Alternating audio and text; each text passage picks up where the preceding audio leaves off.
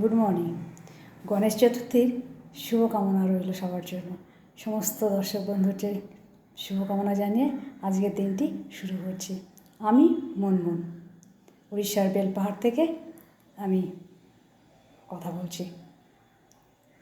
আজ এই গণেশ চতুর্থী আমার কাছে ভীষণ স্পেশাল ডে। তার কারণ ছোটোবেলায় দিনটির মহত্ব বুঝতে পারিনি, জানতামও না এত বড় করে গণেশ চতুর্থী পালিত হয়। কিন্তু যত বড় হয়েছি তত শুনেছি যে হ্যাঁ, মহারাষ্ট্র ওই সব সাইডটায় বোম্বেতে অনেক দিন ধরে গণেশ পুজো করা হয় ধুমধামের সঙ্গে। ভাগ্যক্রমে এবার উড়িষ্যাতে আমি রয়েছি, আর সেই কারণে এই দিনটিকে আমি উপভোগ করতে পারছি। এখানে বেশ বড় করে গণেশ পুজো হচ্ছে, 7 দিন ব্যাপী গণেশ পুজো হবে। তাই ভাবলাম আজ দিনটি সবার সাথে শেয়ার করি।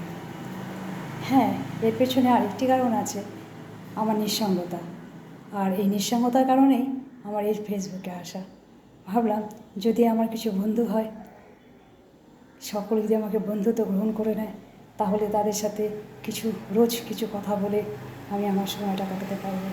আর শুধুমাত্র নিঃসঙ্গতার থেকেই আমার এই সিদ্ধান্তে আসা।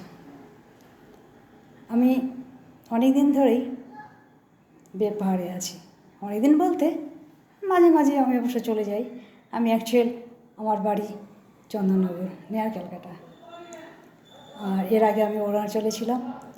তো যাই হোক, যদি আমার সম্পর্কে জানতে ইচ্ছা করে, আমার বন্ধুত্ব গ্রহণ করতে ইচ্ছা করে, তাহলে আমাকে কমেন্টস করুন, লাইক করুন। আমি কমেন্টস উত্তর দেবো এবং নেক্সট ভিডিওতে আমি আমার সমস্ত ডিটেলস জানাবো।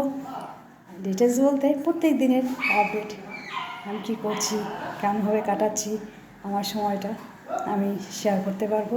আমি অনেক উপকৃত হব আপনাদের মাধ্যমে। তাই প্লিজ আমার বন্ধুত্ব স্বীকার করুন।